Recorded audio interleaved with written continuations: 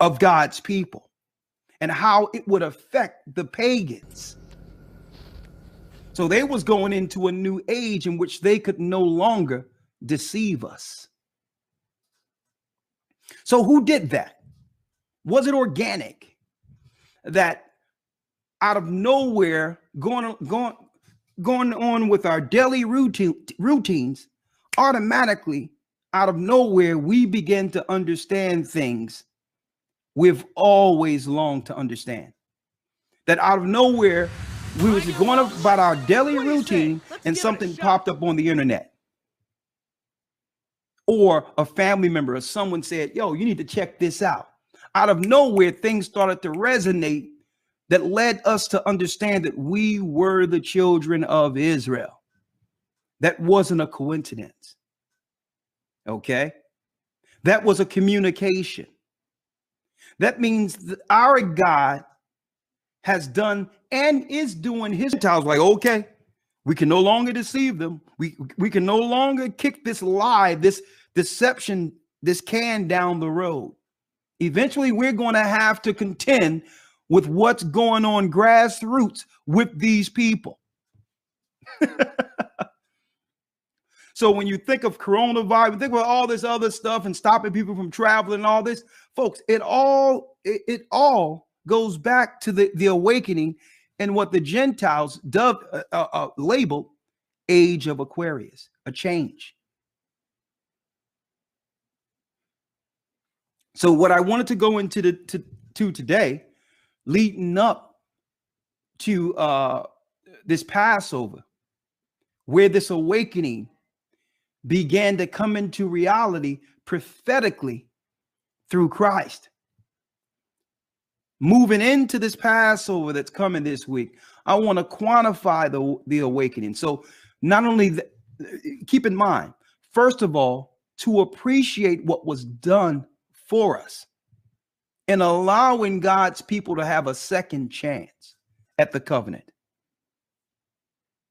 Okay, that's first and foremost, to appreciate that sacrifice, even though none of us with our sins were red as crimson. None of us was worthy, but yet he died. He became that sacrifice and showed that example to give us an opportunity in the awakening to face our enemies and to tell them once and for all that their kingdom will soon end. That's Christ resonating through the elect. So what is our responsibility understanding this? In appreciation for what he's done for us. What is required by us for such a gift in the Apocrypha. Okay.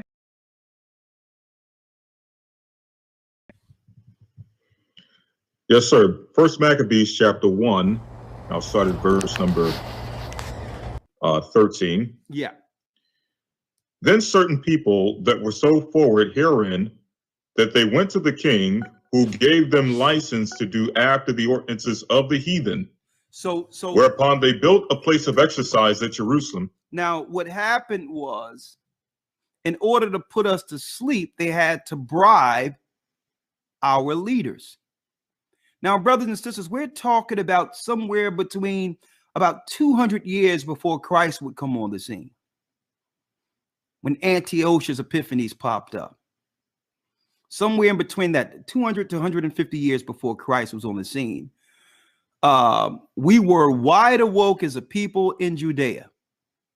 Okay. For those who don't know it, okay, let me make this clear. We are the original Jews. We're the Israelites. We converted white people and others as a statement of diplomacy if they were willing. So the Gentiles, you have to realize, in order to destroy that information and to destroy that reality from us, they had to be very patient and calculating. So this thing didn't just start yesterday and us not realizing who we are in need of an awakening. I'm talking about 200 years before Christ, there arose a Greek, an Idumean, an Edomite, an Amalekite by the name of Antiochus Epiphanes. And so what he wanted to do is, he says, well, listen, these people are great. We can utilize the spirit in these people, but we must first control their leaders. So he says, you know what? Let me give their leaders, the intellectuals amongst them, a what? A license to do what, Elder Lawyer? Then certain of the people were so forward herein that they went to the king, who gave them license to do after the ordinances of the heathen. Gave them a license to do after the ordinances. Whereupon the ordinances of the heathen. Right? Listen to this clearly. So when you see people like doctors, people that are held in high regard, that went to HBCUs, these are they that the power structure uses to keep us asleep. They went to the king and said, give us license to do after the heathen. We're willing to take sides with you against our own nation. Ourselves to the heathen and were sold to Jew. Says we sold ourselves to the Jumping down to verse. To the heathen. Read. It says, and made themselves uncircumcised and forsook the holy covenant and joined themselves to the heathen and were sold to do mischief. And was sold to do mischief. That was our people. Read. Jumping to verse 41. Moreover, King Antiochus wrote to his whole kingdom that all should be one people, and everyone should leave his laws. And everyone so all the heathen agreed to the. And everyone should leave their laws. Read. So all the heathen agreed according to the commandment of the king. Read that. Yea, read that whole. Many of the Israelites. Keep in mind, Lawyer, there's a little feedback or delay between when I'm speaking and you speaking, I think. So I'm gonna just let you read the whole thing out and then I'll respond back. Okay. Yes, sir. Okay. Go on. All right. Verse 41. Moreover, King Antiochus wrote to his whole kingdom that all should be one people, and everyone should leave his laws. So all the heathen agreed to according to the commandment of the king. Yea, many also of the Israelites consented to his religion and sacrificed unto idols and profaned the Sabbath. For the king had sent letters by messengers unto Jerusalem and the cities of Judah that they should follow the strange laws of the land, and forbid burnt offerings and sacrifice and drink offerings in the temple, and that they should profane the Sabbaths and festival days. That they should do and what? And pollute the sanctuary and holy people. Hold up. That they should do what? That they should profane the Sabbaths and festival days. So the Gentiles were working so that we would teach our children to profane the holy days given to us by the God of Israel. So they replaced our days and rewarded us following their traditions. Christmas, Easter, Thanksgiving. That was the reward, to give you days off and bonuses, paychecks and bonuses for those particular days as a reward for us turning our back on the God of Israel. This is what led to our captivity. Read. Yes, sir. Verse 46. And pollute the sanctuary and holy people, set up altars and groves and chapels of idols, and sacrifice swine's flesh and unclean beasts, that they should leave their children uncircumcised and make their souls abominable with all manner of uncleanness and profanation, that they might forget the law and change all the ordinances. That they might forget the law and change all the ordinances. Hence the reason why when we were saying Happy New Year's last weekend, the majority of the people in this earth, including the Israelites, were confused. We're saying Happy New Year's when the heavens is in agreement with the seasons according to Sabbaths. We're saying Happy New Year's according to the season that the Most High proclaimed from the beginning, transitioning from winter to spring, what they call spring.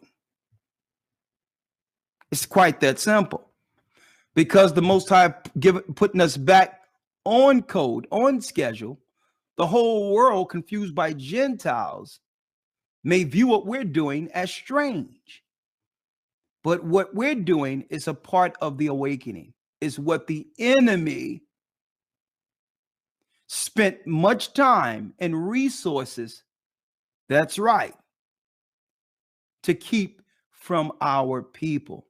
When we begin to deal with the Sabbaths and the holy days and the time and schedules according to the heavens, thou shalt be done in earth as it is in heaven. We are connecting on a higher frequency with our God. When we're celebrating holy days, these days are being held in the heavenly realm by the Most High and his angels, while the whole world is out of course. At the same time, the whole earth is doing whatever, not even realizing that they're out of balance with creation, with the God who has made us. Are y'all following me here? What else you have on that, Elder Lawyer? That's it, sir.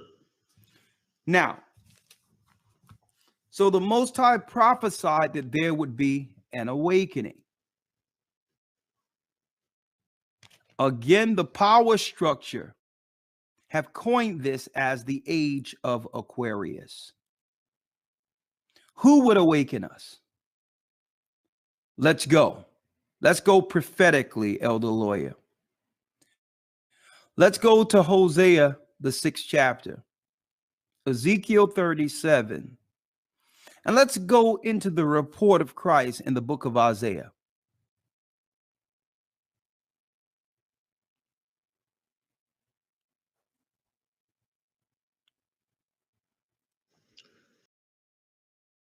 Hosea chapter 6, verse number 1. Come on. Come and let us return unto the Lord, for he hath torn and he will heal us. So now he hath smitten and he will bind us up. Okay, it's saying now come Most High. It's time to return. Began to hire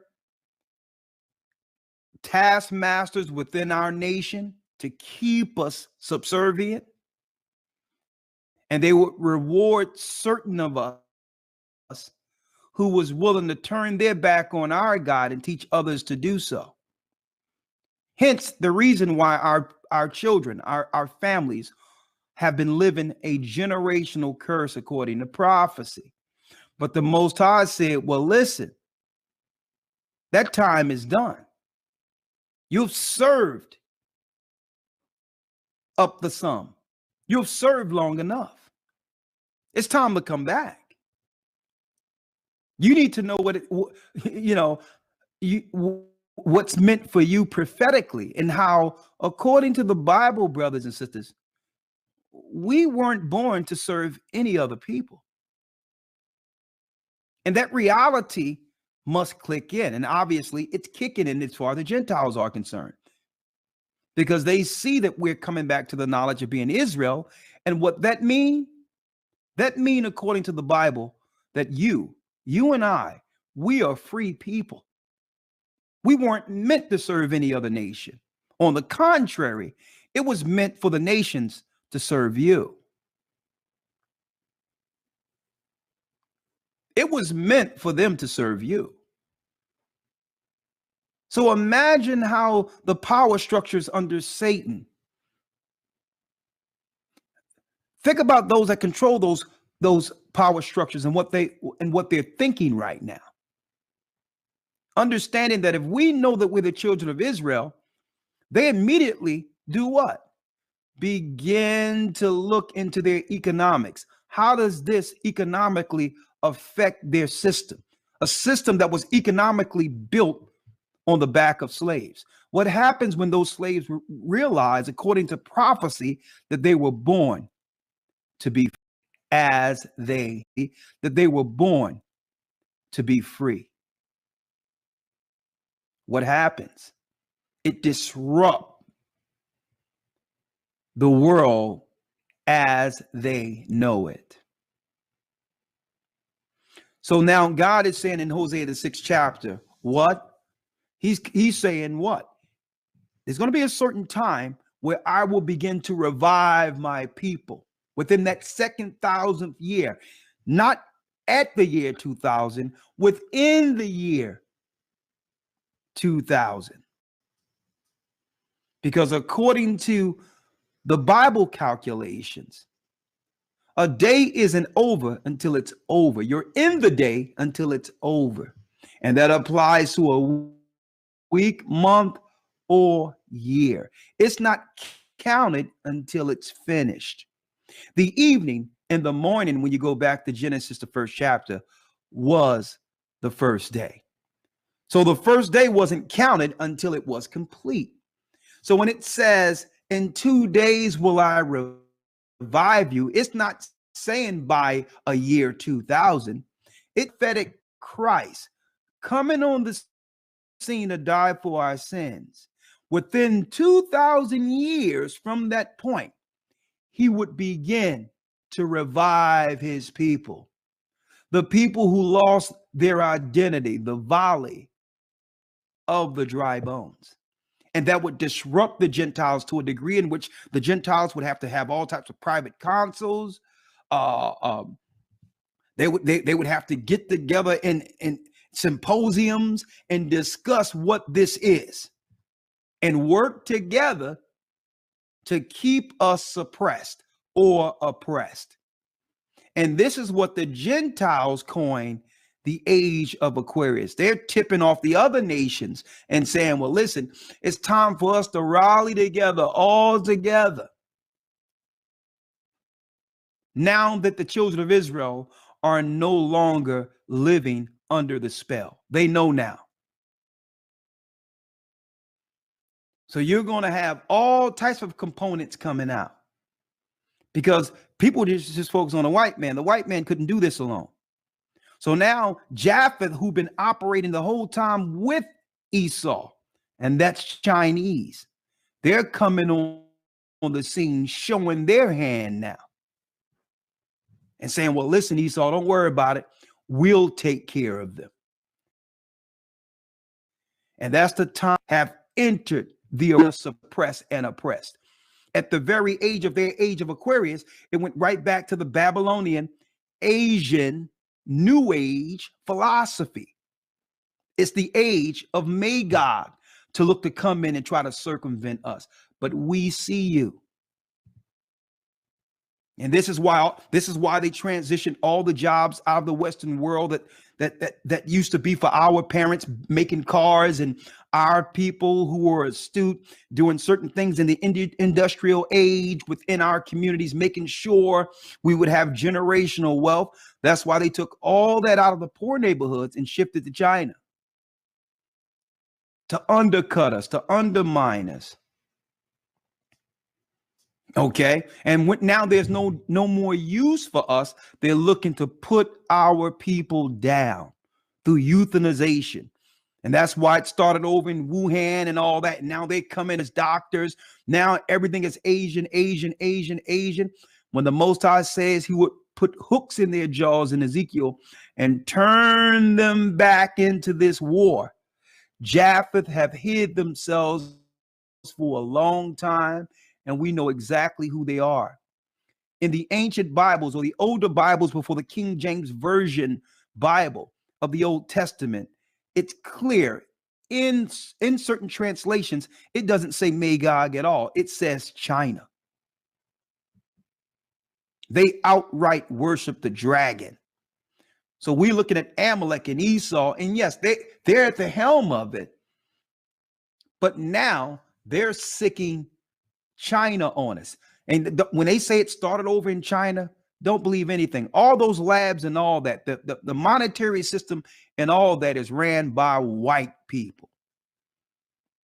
They're going to use Asians by proxy to attack our people. And I'm putting it out there right now so you'll know. Don't deal with the movies where they try to align themselves with us like they're cool and all that. Don't deal with none of that. They're trying to circumvent us from the inside. Don't believe the hype. Let's get back to it. Come on. Let's go.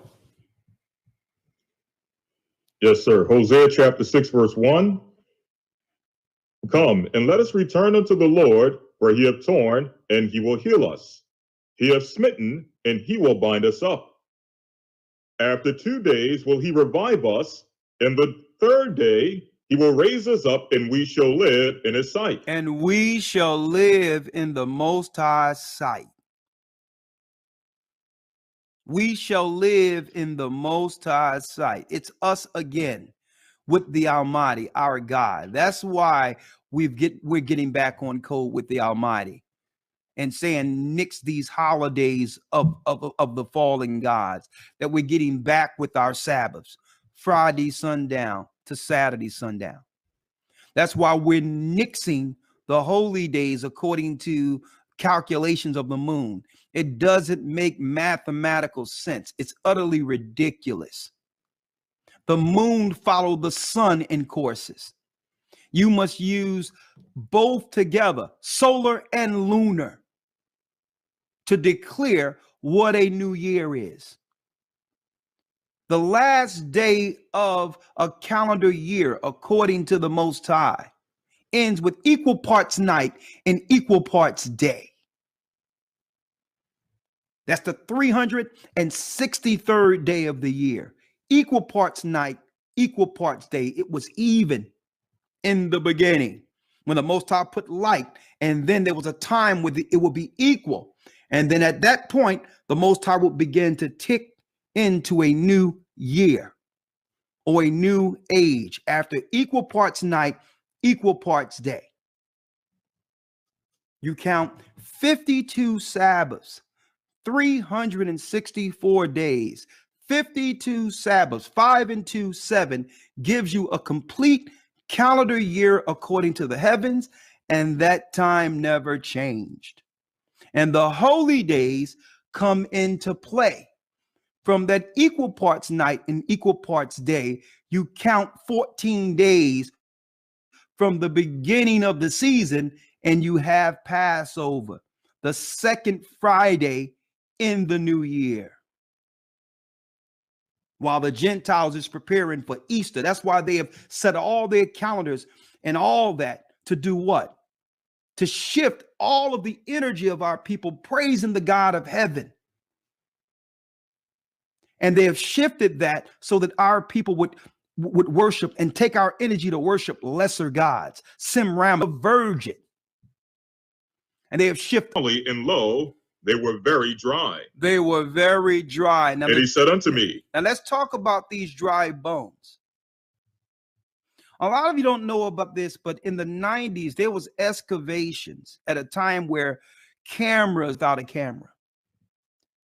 And they would pay from China to go into Harlem to chronologize and to physically document the fall of the children of Israel. They would take pictures and all that, because guess what? It was an amazement for the people back in China or in Asia. They can only hear or see something like this on TV, like zombies. And you would have Chinese people, they had bus in amazement, a spectacle. And some thought that our people wouldn't make it through that era. But folks, the Gentiles look at us and it's like, man, these people don't die. There's something special about them. Most people thought we wouldn't make it through. They left us for dead. Children of God survived. They knew we were the children of Israel. You lost your history. You lost your knowledge. They didn't. They left us for dead. They thought we were shooting each other. Everyone wanted to be Nikki Free or this, that, and the other, or Biggie Smalls, Frank Nitti, Scarface, killing each other. Funeral almost every week. Killing each other, shooting each other over a corner. Selling crack cocaine to our sisters, turning our sisters out. I grew up in it. I've seen how this personally affected. This hits home because this is I don't know a household growing up on my block that this didn't affect.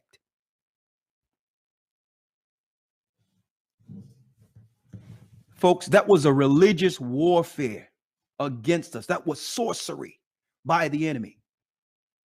You think it's all about capital, money. The people that rule have enough money. The whole world is passing them by, and the only thing, if the prophets come forth, they'll spit on the prophets, they'll kill the prophets. Anyone who try to pull them out of their psychosis, they turn on. Anyone that's for their benefit, they'll kill. But yet, they'll stay aligned in lockstep, in total respect of the enemy who have always oppressed them. And here it is, the prophets is seeing this. He's seeing these crabs in a bucket. That when they have any type of vitriol or assertion or aggression, it's not against those who have oppressed them. It's like zombies, like the prophets are asking, Lord, only you know if these people can live. If you send prophets, they'll kill them.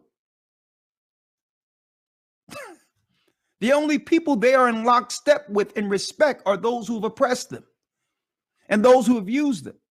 If you send someone, they'll kill them. They'll kill them. Only you know if these people will live, Lord. Read, Elder Lawyer. Yes, sir. Verse number 4. And again he said unto me, prophesy upon these bones, and say unto them, O ye dry bones, hear the word of the Lord. Hear the word. Thus saith the Lord God unto these bones, behold. Hold up. Hear the word of the Lord. You can think they respect. But why all of the Gentiles are in agreement that the Bible must go? That the Bible is the bad thing, that the Bible shouldn't be read. Why are all the Gentiles in agreement with hating the Bible? Because they know it's the only book that can revive these bones.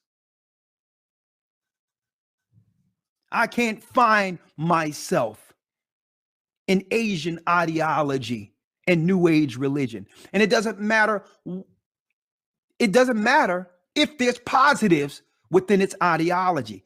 It don't resonate with me because it don't tell me how I got here. It don't tell me why my people are suffering. See, in every religion, it can give you some tips in life that can help you within this world. But no religion out there can give us the origin of how a certain people, a great people as such, have fell to such a pass. You can't get this out of the Gita. You can't get this out of the Egyptian Book of the Dead. You can't get this out of no Asian records. Go silent and minds go blank. Why? I can look in the Bible and show you what happened to the children of Israel in Egypt. I mean, what a great story, right? You would think that a people who have failed to such a pass, who are suffering a worse captivity than what happened in Egypt, could be chronologized and quantified. But as soon as you, with all your knowledge you have with your book, you cannot tell us how our people fell to such a pass prophetically. You know what? You can. We can. We can. Put flesh upon you and cover you with flesh upon you and cover you with skin and put breath in you, and ye shall live, and ye shall know that I am the Lord. And ye shall know that I am the Lord. You're going to know I was with you the whole time. The enemy left you for dead. They've been trying to kill you since the fall. They've been contemplating a time in which they can set up a system that can outright demonize a race of people, in which the system could politically go against us strictly for being who we are. And here we are now. Look at where we are. Look at the political climate right now, where all of a sudden something that popped up in Wuhan, China, like I've mentioned, all of a sudden is causing issues in Harlem, in strategic black areas where we live. And all of a sudden, this thing doesn't have no problem with the suburbs and have every problem with all the issues we've exhibited through their medicines, through their eugenics. So the majority of issues that they claim that's disproportionately affecting us are man-made. Scientific weaponry against us, diabetes, high blood pressure, GMO foods, no good health care. All of this was strategic so that they can say, well, these people need it the most. Folks, if you can't see exactly what's going on right now, this is a direct attack against the awakening, against you. And I'm going to tell you why the power structure hates this awakening so. Why, out of everything that's out there, Black Panthers, Nation of Islam, whatever, why do they hate Israelites so?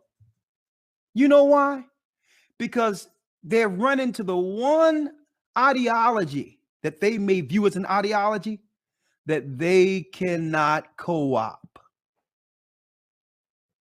They can't come in and co-op because you're coming in as a what? As a student. You're not coming in here circumventing nothing. The first time they've seen something that they can't come in and lock arms and try to co-op and circumvent. That's the reason why they hate the movement or the awakening so. Because they can't find a way to co-op it. Okay. So, but when they create their organizations to be able to co-op it, it's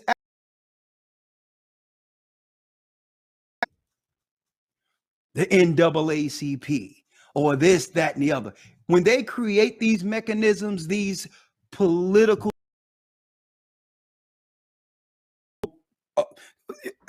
for a way in which they can control us from the top. This is why they hate CP. Okay? So, but to co-op it is actually within the mechanism that they create. The NAACP or this, that, and the other. When they create these mechanisms, these political circles are made for a way in which they can control us from the top. This is why they hate the awakening so, folks, because this awakening cannot be circumvented because they didn't create it. Just like you had Fard Muhammad come, an Arab, a Middle Eastern come. He's the father of the Nation of Islam. Look him up, Fard Muhammad. They had all these circumventers come in, and eventually, if it can be circumvented, eventually they can discredit it. But this is why they hate the Israelites and the movement of it, the movement of this awakening. for the first time since America, the inception of America, there's something that arose organically that they had nothing to do with and that they cannot control. And the powers that be are paranoid. Listen to what I'm showing you here.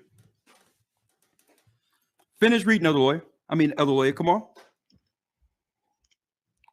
Yes, sir. Verse number 6.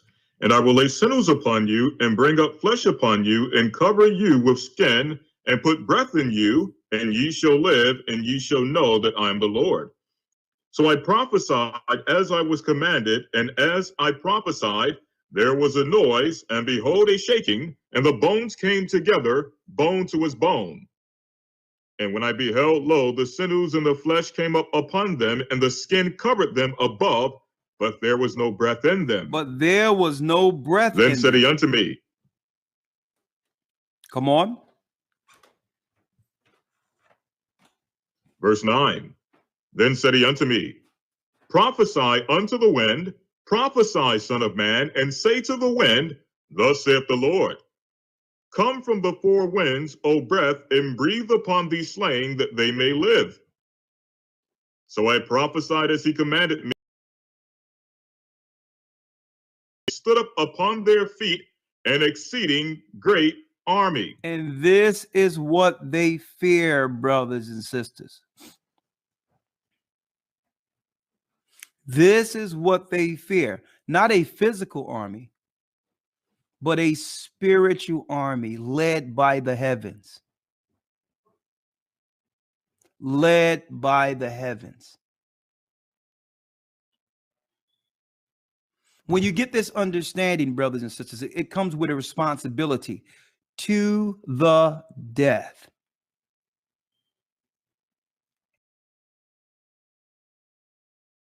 Disciples and those who follow, they understand this. And the enemy, they're not going to bear you standing for something to the death in which they don't benefit from. Okay, you are supposed to, patriate yourself with the system, with the Satanist. And that's why when you die in their wars, they put out there and put a flag, give you a flag, and they say what? You've given the ultimate sacrifice. You died for their army. See? You died for their army when you're supposed to sacrifice for your nation first. That's what it's about spiritually. If I'm going to go out, it's going to be for my people. See? So they know that this great army, this spiritual army, is people who will give their life for the kingdom to come, that will not sell out to the system. Like these bootlicks that you call doctors who are now selling out their people. These bootlicks like lawyers and like nurses who, like it says in the book of Maccabees, went to the king to get licensed to do as the heathen, coaxing their people to take the poison. See? You're not going to have that. When you are a part of Christ's army, his spiritual army, your life means something. The Most High have given you your life back as a child of Israel, as a child of God. And any sacrifice that goes down is the same sacrifice that Christ.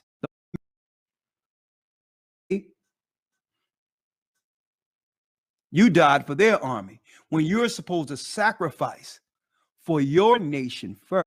Great army, this spiritual army, is people like these